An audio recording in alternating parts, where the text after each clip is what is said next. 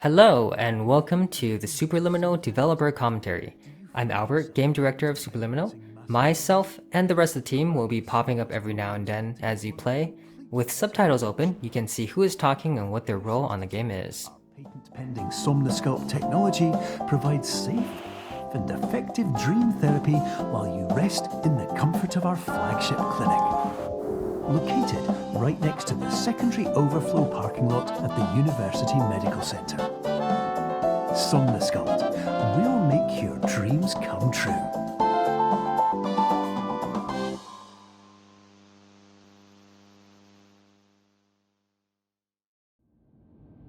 Hi, my name's Chris. I was the producer and designer on Superliminal. Hi, this is Will O'Neill, and I was the writer on Superliminal. Okay, so that very beginning of Superliminal is actually one of the last parts we finished. Throughout development, we created so many different introductions to the game. Not all of them were cutscenes, like that one, but we ended up feeling that that in-game video sequence offered a really smooth on-ramp that let us set the framework for what's to come. By keeping it grounded in the world, rather than just a video, we felt it to be a good way to get you situated in the game and aware of what's up.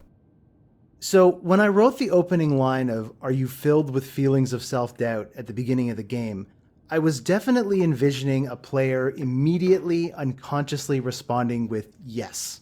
And of course the purpose of that is to sort of pull you into the idea that you're not playing a character in the game, that it's you inside this experience. And of course, making it clear that the clinic itself is not necessarily the safest or most prestigious place to get treated creates an immediate tension. Especially when the very first thing you do in the game is accidentally sign away all of your rights. A lot of people ask about how the resizing mechanic works. The concepts are actually quite easy.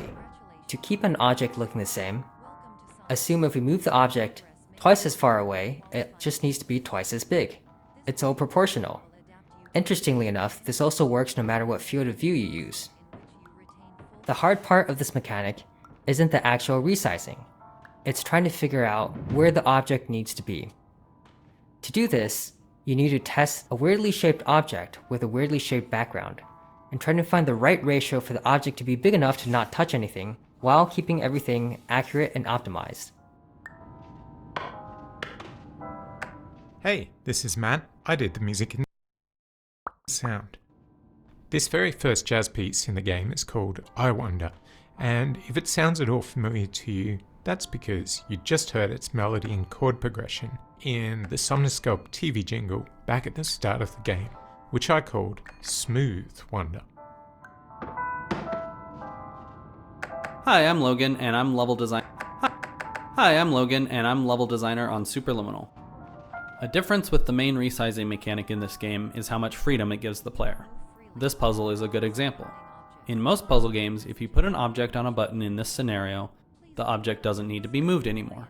The key to unlock the door removes the key from the problem space. But unfortunately, in our game, you can just turn around and grab the object from any distance away. Therefore, we've gotten good at adding barriers in many places so people won't carry an object through all puzzles forever.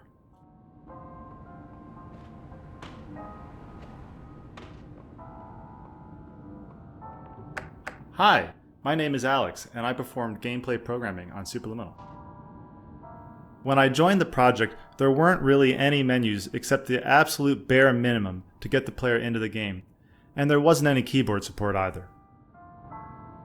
So the first order of business was to add proper mouse and keyboard support to the title and pause menus. The hardest part was supporting switching between the two on the fly, because you never know when the player is going to do it, and it could lock them out of the game. With that foundation laid, I started working on controller support.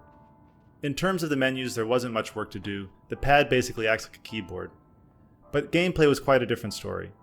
As we approached launch, we all agreed that controller support wasn't quite up to par, and so we shipped without it, adding it around a month after launch. To make controllers feel as good as mouse and keyboard, I wrote a bunch of code to modify how controller input is interpreted. For mouse and keyboard, input is more or less one-to-one mapped to player movement. So you move the mouse and the camera turns. But that doesn't feel good with controllers. Trying to pick up a very small object, say a chess piece, could be quite finicky. In the end, I made it so looking around accelerates the longer the stick is pressed. and behaves differently based on whether you are looking vertically or horizontally, and also while you are holding an object. Probably the biggest change was a quote-unquote auto-lock feature, which draws the focus to a grabbable object as your cursor gets closer to it. All these changes culminated in controllers feeling much more accurate and satisfying. Throughout each level, we try to give subtle hints on which objects are grabbable and which aren't. This is more of an introductory level, so it doesn't have a lot of objects, but you might notice that grabbable objects, in yellow, are complementary colors to the background colors of green and beige. You did not wake up. Please complete the remaining orientation activities. There's quite a bit of foreshadowing throughout this level. We wanted to hint at the mechanics that are going to come later in the game. For example, the projection, the clone, and the portal hallways later on. Little things like that feel like visual treats when you're playing this level, but serve as fun reminders when you play for a second time that we kind of told you the whole thing all along. A variable degree of force can and will be authorized to ensure patient safety. Please return Hi to there, the I'm Steve, the art director of Superliminal. One of our main visual touchstones for this section centers around a couple of silly questions. What would someone in the early 90s dream up as a futuristic testing facility? And how could they build that on a shoestring budget but with infinite time? I feel like those two questions were ones we actually asked ourselves more than once during the process of making this game. When we were playtesting, we realized that players were getting tripped up on different aspects of the resize mechanic. So we tried to make each puzzle in this level teach a specific action. The cheese puzzle is our way of forcing players to make something from very small to very big, and the puzzle after that is the opposite. This broken window puzzle is to teach you how to make things small and fit through a hole, but at a distance, so you can't simply walk up to it. We had this looping hallway for a while, but it was very nondescript and players got confused on where they were and they would get turned around. So our artist Steve helped mock up some windows and landmarks so people can tell where they are. Immediately, we found that playtesters weren't getting lost anymore and understood the moment.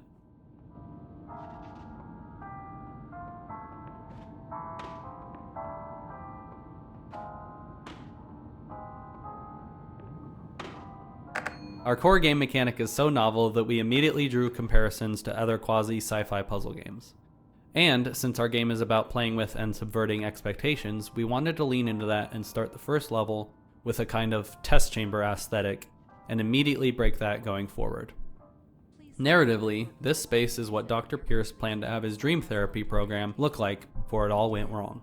To maximize the time allotted for your therapeutic journey, please do not delay in proceeding through the final doorway as indicated.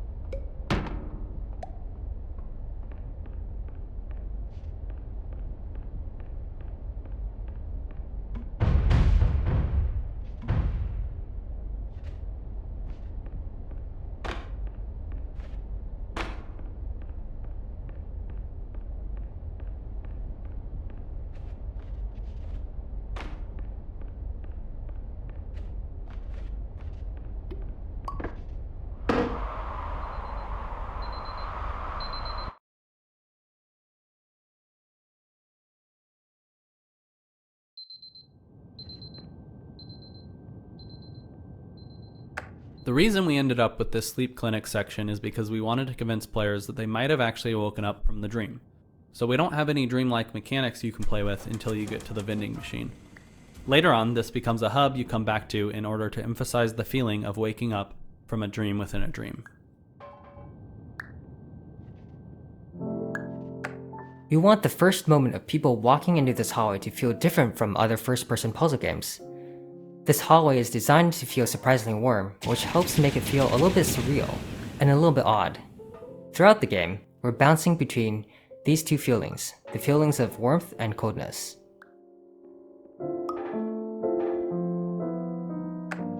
So my brief for the jazz part of this soundtrack was always to do my best to emulate the iconic solo jazz piano sound of the great Bill Evans. For that, I listened to an album called Alone. My process was to... I don't know why it is, but people really like finding gaps in the walls and crawling into them. For our trickiest hidden spaces in the game, we added literal Easter eggs for people to find, because that's what made sense at the time.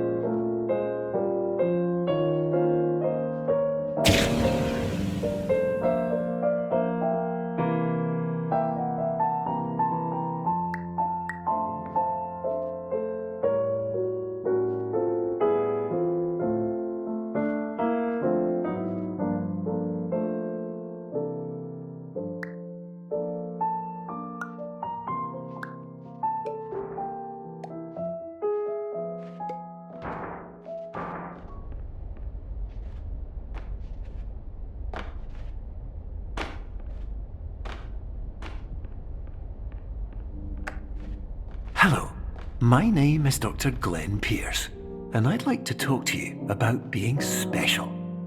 So special, in fact, that we have no idea where you are. But not to worry, we're working on it.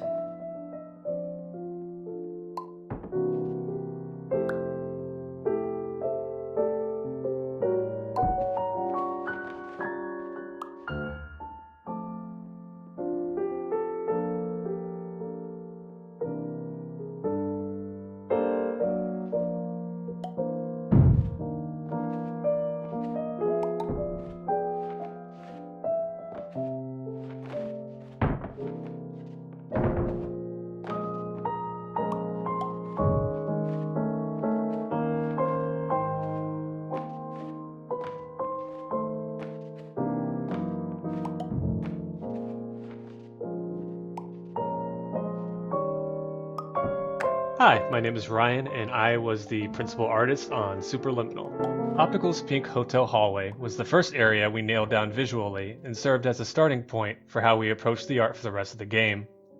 We wanted enough decoration for it to be interesting to the player, yet it couldn't have too much visual noise, or else the player would get lost and overwhelmed. We made interactable objects the complementary color of the surrounding environment, which helped them pop more and feel more important. After we were happy with how this part of the game felt, the rest of the locales came together much quicker, and we required less iteration.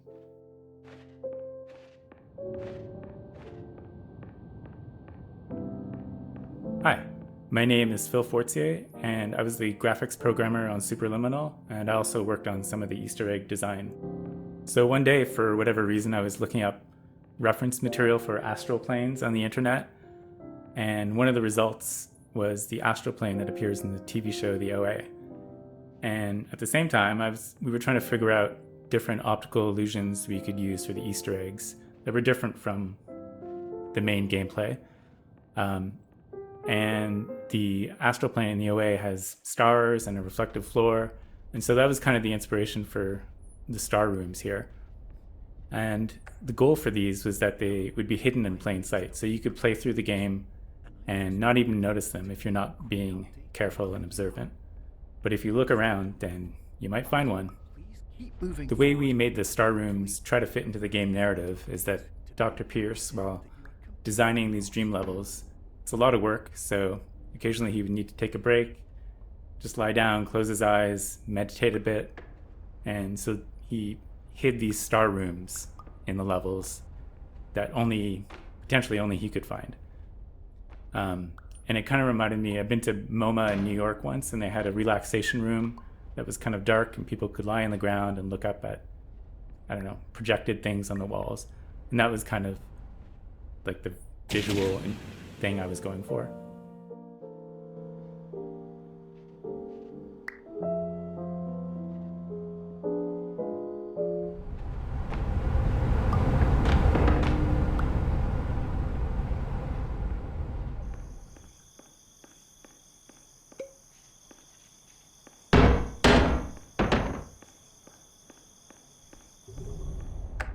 So in this warehouse, you'll notice that there are actually 4 exits to the room, and the level geometry on the other side of the exits would actually overlap if it existed in real space. So to make the level design a little easier, we used our portal tech here. So the exits to the room when you leave the room are actually in vastly different physical locations within the level, but hopefully it should be all seamless for the player.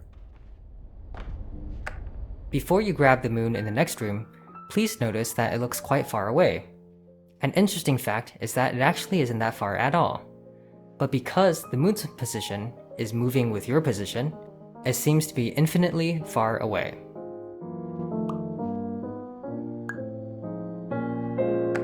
This puzzle has the problem of requiring the room to not have a ceiling, which resulted with players wanting to escape the room. In a later update, we added a secret area above this room and a bunch of other secret areas based on where we saw players going.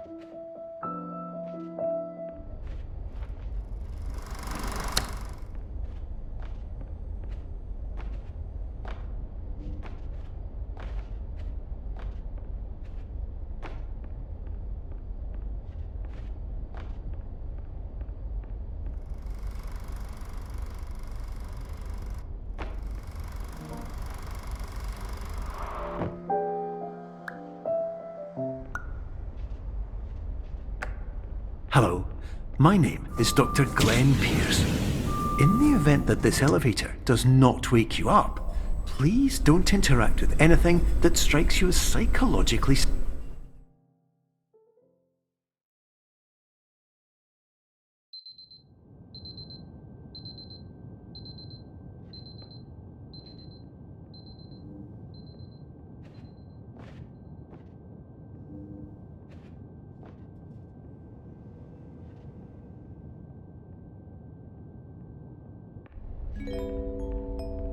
This is an automated message for all patients who attempted to use an alternate pathway to access the next phase of somnasculpt therapy but who have become trapped in a dream state paradox instead.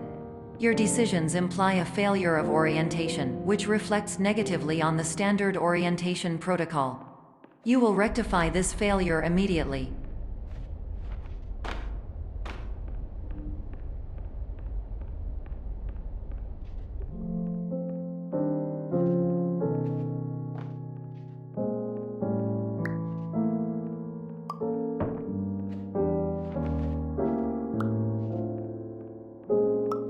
So the standard orientation protocol character is obsessed with proper orientation, and that makes her kind of thematically antagonistic to the idea of truth being, intrinsically tied to perspective. But to me, the fun part of it was writing her as being cruel without there being any actual malice to it. Like, she has nothing against you personally. Her programming simply can't see beyond proper orientation as being the only thing of any value to a somnasculpt patient whatsoever. An early challenge we had for creating the art for Cubism was how to approach the space and make sense of it. We started taking it a bit too literally. For example, how could we make sense of the door being so high up? Why would it be built this way? The solution we arrived at was simply not to make sense of it, because it shouldn't. We created a simple museum aesthetic that wouldn't get in the player's way of experimenting with and enjoying the puzzles. Sometimes keeping it simple is the way to go.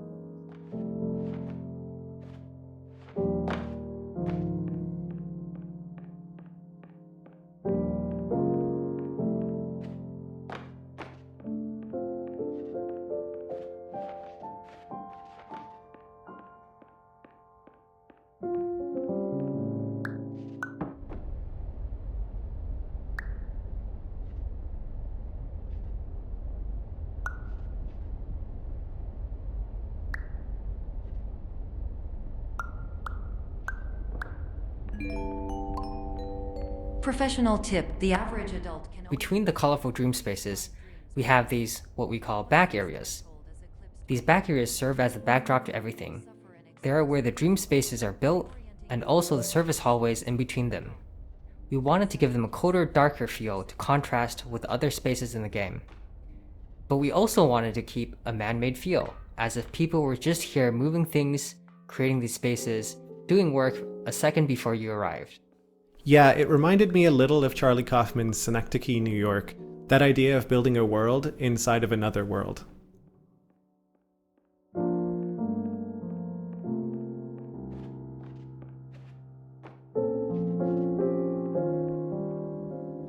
Originally, we had little plaques indicating exhibits within the museum, but we felt it was a little bit too on the nose, so to speak.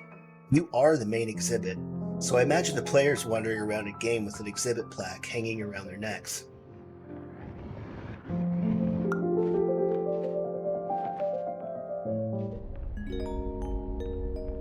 Please note that a reluctance to volunteer for the risks associated with explosive... Not all of our interesting perspective moments can be built into puzzles. Some are just great moments that break your expectations.